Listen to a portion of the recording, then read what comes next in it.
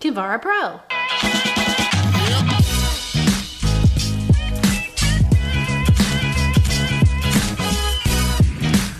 Good morning, YouTube. What's up, everybody? I hope you're safe and healthy and happy and doing okay. So today we're going to be talking about a head scratcher of a shoe. And that is from the brand Saucony, and that shoe is the Canvara Pro. This is a new shoe from Saucony. The Canvara Pro has never been on the market before, so we're coming at this with fresh eyes. And I have 25 miles in the shoe, so I think I have an idea of what I'd like to say. Big emphasis on I think, because it was a little hard to get my thoughts together for this shoe. But we're gonna do that today with a first run impressions review. Before we dive into all of that, I would love for you to follow me on Instagram.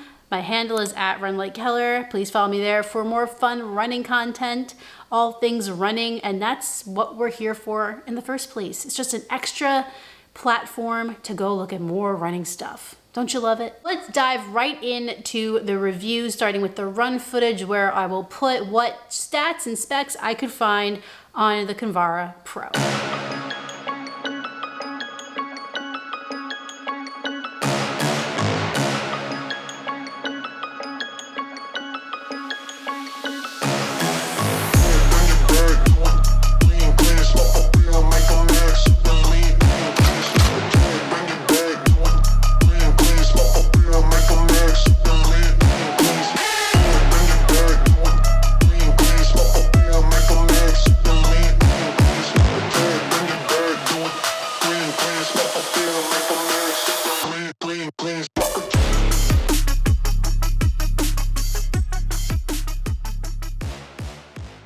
Before we get started today, I do want to let you know that this shoe was sent to me by Saucony. However, they're not going to see this video before you. They can't tell me what to say, and all my opinions are always my very own. As for the upper of the Canvara Pro, Saucony is using an engineered mesh here. It's pretty standard, nothing too crazy to report. It's fairly breathable. It has some overlays in the midfoot that can help just keep some structure there. And moving back to the heel counter, it's pretty sturdy with a little pull tab there as well. So like I said, this shoe is fairly breathable, but it's certainly not going to be the most breathable shoe in my rotation.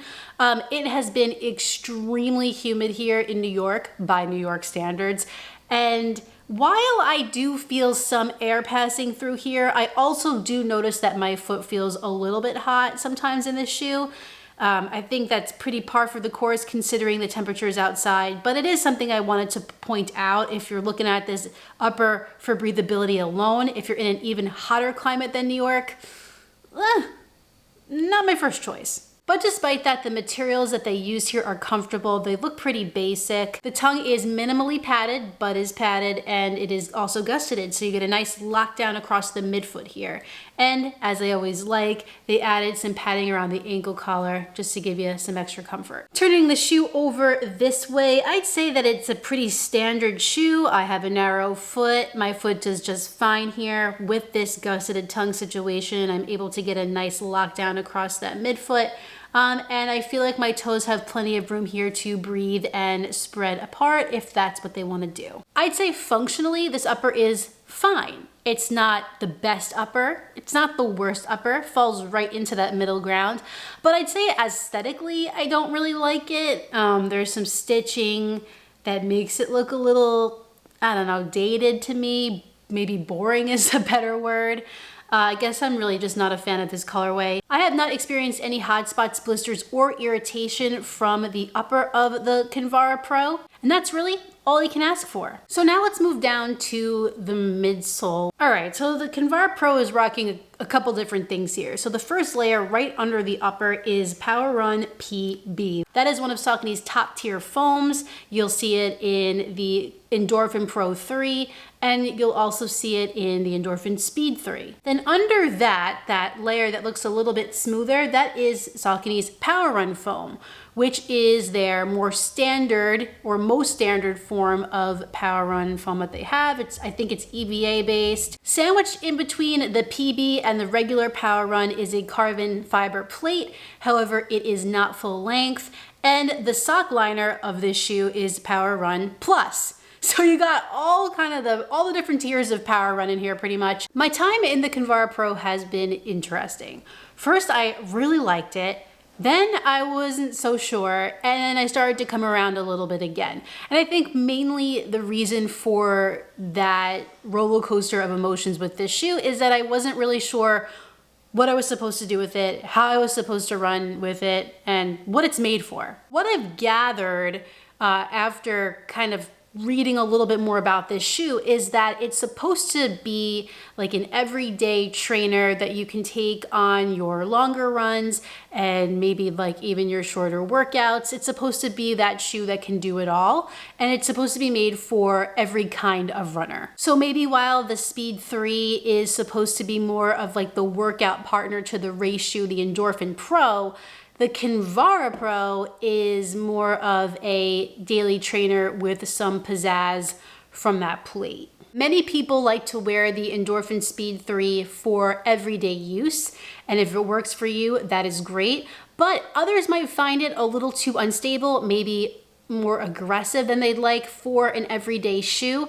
And I think that might be where the Canvara Pro steps in a bit, because this is, to me, a little bit more stable than the Speed 3 and certainly less aggressive. So how does it feel to run in the Canvara Pro?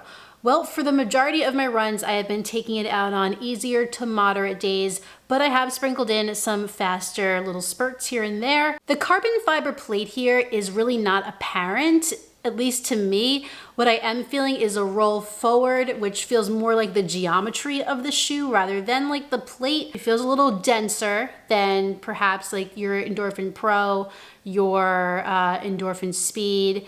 It maybe feels a little bottom heavy at first, but once you get into a rhythm with the shoe, I find it to be pretty smooth and enjoyable. You get a nice soft feeling from that Power Run PB with a little bounce and response, but the Power Run under it is there to ground you, to make it a more stable ride, a little firmer, whereas other shoes from Saucony that have PB don't necessarily feel grounded. They feel potentially a little more wild, stuff like that. This doesn't feel wild. It feels controlled. I guess that's the best way to describe the way that this midsole feels. If like the Endorphin Shift and maybe the Speed had a love child, that's what this feels like to me. For that reason, I can definitely see this being a good option for going long distance. 10 miles plus certainly can handle it. And for your speedier days, if you aren't really into the super shoe or the Speed, this is a great option for that as well. Maybe not my first choice for Speed because it does feel a little bottom heavy to me at times, but certainly something that you could get along with. This is a really nice option for just daily running for me. And on days where I'm going for a run, I don't know really what I'm gonna do. Maybe I'll get a little speedy, maybe I'll hang back. This shoe is a good option for versatility and that sort of run. So I like it. Confused by it, maybe I just deciphered it a bit, but it's a good shoe. Turning the shoe over this way, Saucony is using some exposed Power Run here for the outsole. Despite not having any real rubber here, I'm not seeing a ton of degradation and wear, maybe a little bit up in the forefoot area, but nothing too bad. This just feels like a tank of a shoe. I can't explain it. You'd have to put it in your hand to really understand what I mean, but it just feels so solid. This Power Run did not give me any issues in terms of traction. It was able to grip onto pavement just fine, just like a very standard rubber would. I have not taken it out on a rainy day, so can't speak to that, but maybe that's for the full review. The Saucony Kinvara Pro is going to be $179.95 on runningwarehouse.com when it is available on August 1st. And you might be thinking that that is a very steep price for a shoe that's supposed to be kind of a daily trainer vibe, but I think it's to compete with the other shoes that are in this category, Super Comp Trainer V2. Yeah. If you're interested in picking up a pair of the Canvara Pro, you can do so on August 1st at the link in the description of this video.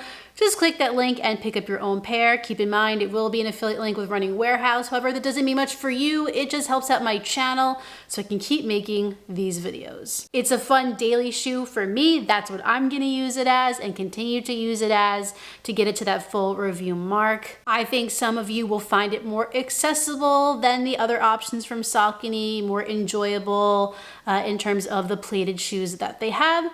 So give it a shot, see what it's all about. Well everyone, that concludes my first impressions of the Saucony Kinvara Pro.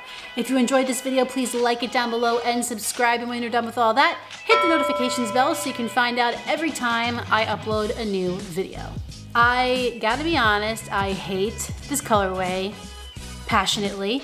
Wish that they would make this more of like a neon fun shoe, or just not these colors. I have another video for you next week, but in the meantime, get out there, get on the grind, and don't forget to run like heller.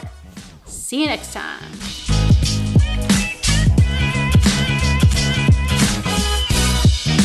So Ruby is not feeling well this week. So let's go check on her. Maybe you guys can wish her well in the comments that she'll definitely read, because you know, dogs can read. How you feeling? A little better? No, not really. Okay. We love you. Everyone hopes you feel better. She says thanks.